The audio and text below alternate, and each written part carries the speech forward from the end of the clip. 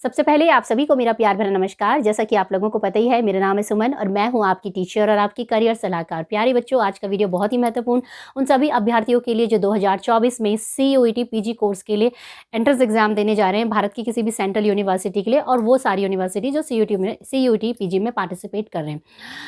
Exam देने के बाद जो सबसे important and most requested question बच्चों का होता है हमेशा की तरह कि मैम उसके बाद नेक्स्ट स्टेप क्या लेना है, नेक्स्ट प्रोसीजर क्या है, हमने एडमिशन में कैसे जाना है अगर हमारा सिलेक्शन हो जाता है, ऑनलाइन काउंसलिंग होती है, ऑफलाइन होती है, कैसे होती है, पूरा हमें डिटेल स्टेप बताइए और क्या क्या डॉक्यूमेंट्स हमें अपने काउंसलिंग के टाइम पे लेके जाने होते हैं। तो प्यारे बच्चों, अगर आपके मन में भी है कुछ इसी प्रकार का डाउट तो आज का वीडियो होने वाला है आपके लिए।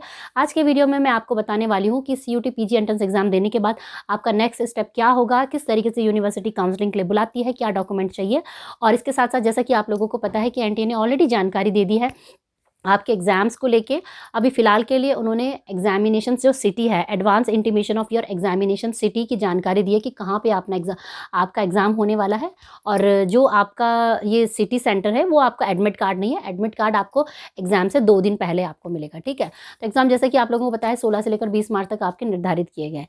तो चलिए स्टार्ट करते हैं फिलहाल आज का वीडियो कि CUET पीजी एग्जाम देने के बाद आपने नेक्स्ट स्टेप क्या लेना है, प्रोसीजर क्या है, 1 बाय 1।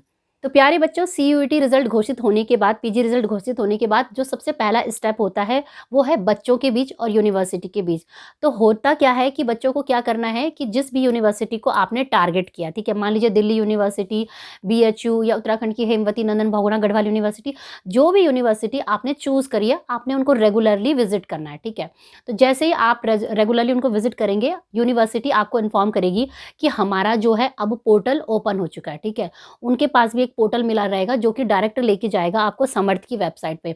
होता क्या है कि एग्जाम तो एनटीए करा रही है, लेकिन जो काउंसलिंग होती है ना वो एनटीए नहीं कराती है। और बच्चे क्या सोचते हैं कि बच्चे सोचते हैं कि हमने अपना फॉर्म भरा था, समर्थ का जहाँ पे एडमिट कार्ड निकला था वहीं पे ही अब हमने वहाँ पे जाना है। तो वहाँ पे नहीं जाना है, आपने जिस यूनिवर्सिटी को टारगेट किया है उसकी वेबसाइट विजिट करना है। वहाँ पे आपको लिंक मिलता है, पोर्टल मिलता है, और वो पोर्टल डायरेक्ट लेके जाता है आपको समर्थ के पोर्टल पे। तो समर्थ के पोर्टल पे हर यूनिवर्सिटी का अपना अपना एक सेक्शन खुला रहता है। ठीक है, तो आपने यूनिवर्सिटी की वेबसाइट को ही विजिट करना और कहीं नहीं जाना है। फर्स्ट नंबर स्टेप आपको ये क्लियर होना चाहिए। ठीक है, उसके बाद जैसे लिंक आपको प्रोवाइड करवाती है यूनिवर्सिटी, तो वो लिंक होता है आपका रजिस्ट्रेशन का, वे प्रोसेस का, एडमिशन का या एनरोलमेंट का। ठीक है, तो एनरोलमेंट का जैसे ही आपको क्लिक करेंगे आपको देखेंगे कि आपके सामने जो पोर्टल है वो खुल के आ जाता है। तो उसमें यूनिवर्सिटी डिपेंड करती है कि आपसे क्या क्या मांग रही है। जो नॉर्मली यूनिवर्सिटी मांगती है वो यही मांगती है कि आपका CUET का स्कोर कार्ड आप अपना उसमें डाल दीजिए, किस कोर्स के लिए आपने किया है, ग्रेजुएशन में क्या क्या डिटेल, 10th 12th का, और एक आधार कार्ड वगैरह वो मांग लेते हैं। ये डिपेंड करता है यूनिवर्सिटी टू यूनिवर्सिटी। और उसके अलावा की एक छोटी सी फीस होती है केवल एडमिशन प्रोसेस की। मैं एडमिशन प्रोसेस की बात कर रही हूँ, आपकी पूरी एकेडमिक फीस की बात नहीं कर रही हूँ। बच्चे सोचते हैं कि मैम जिस समय हमने यूनिवर्सिटी में एडमिशन कराया उसी समय फीस जमा कर देनी है। नहीं, उसी समय फीस जमा नहीं करनी, जब आपका काउंसलिंग होगा उस समय आपको फीस देनी होती है। ठीक है, तो पहला स्टेप तो यही है कि आपने बताना यूनिवर्सिटी को कि हमने आपके यहाँ पे अप्लाई किया है, ये हमारा CUET का स्कोर कार्ड है, और वो सारी डिटेल यूनिवर्सिटी के पास चली जाएगी। हो सकता है उसकी फीस 100, 200, 500 डिपेंड करता है यूनिवर्सिटी टू यूनिवर्सिटी।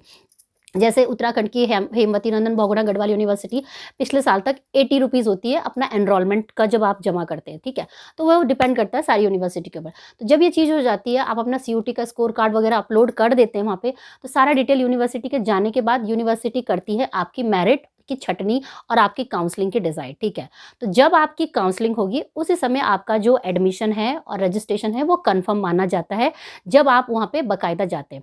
अब होता क्या है कि जब काउंसलिंग का पीरियड आता है तो यूनिवर्सिटी 2 तरीके से काउंसलिंग कराती है।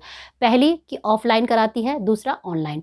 तो देखिए, जो बच्चे ऑफलाइन कराते हैं, ठीक है, ऑफलाइन कराते समय उनको सारे डॉक्यूमेंट लेके जाने होते हैं बाकायदा अपने फिजिकल फॉर्म में। ठीक है, कि जो जो उन्होंने भरा है वो सब उनके प्रिंट आउट बाकायदा 3 कॉपीज़ लेके जानी होती है।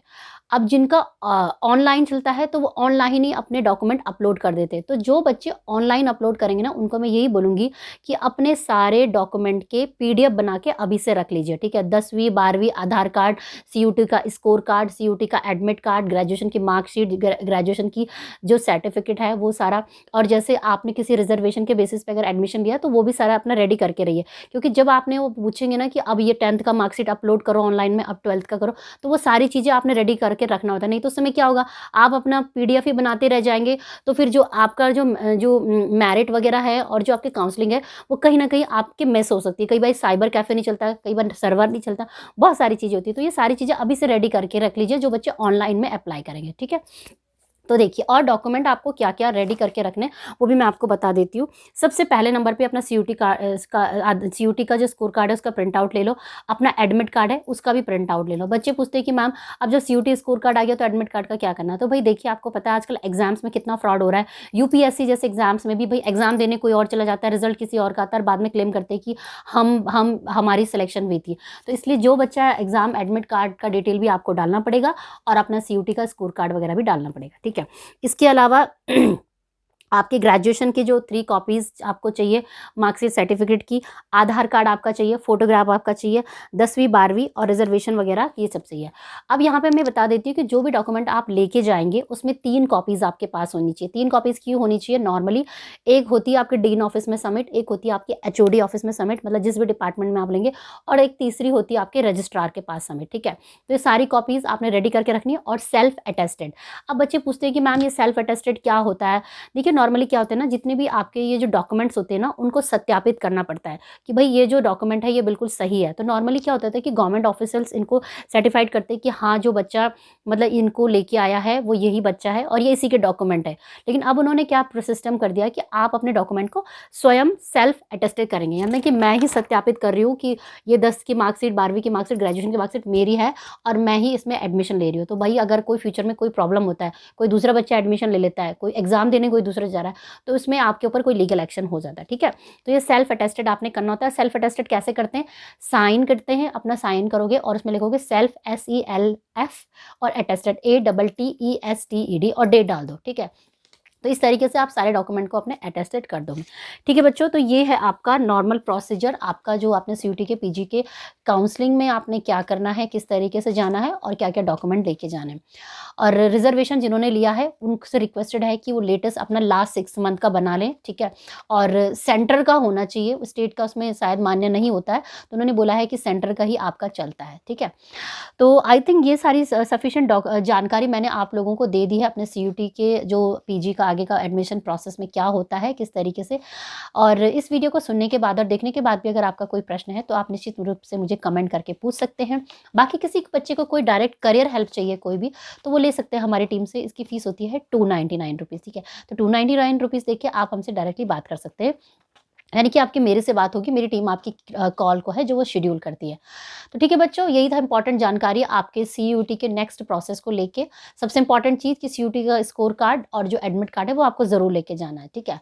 तो बस बच्चों, यही था आज का वीडियो और वीडियो को देखने के बहुत बहुत धन्यवाद। मिलेंगे मेरे कुछ नए अच्छे इंटरेस्टिंग वीडियो के साथ, तब तक के लिए जय हिंद, जय भारत। धन्यवाद। सत्यमेव जयते। धन्यवाद। जय हिंद।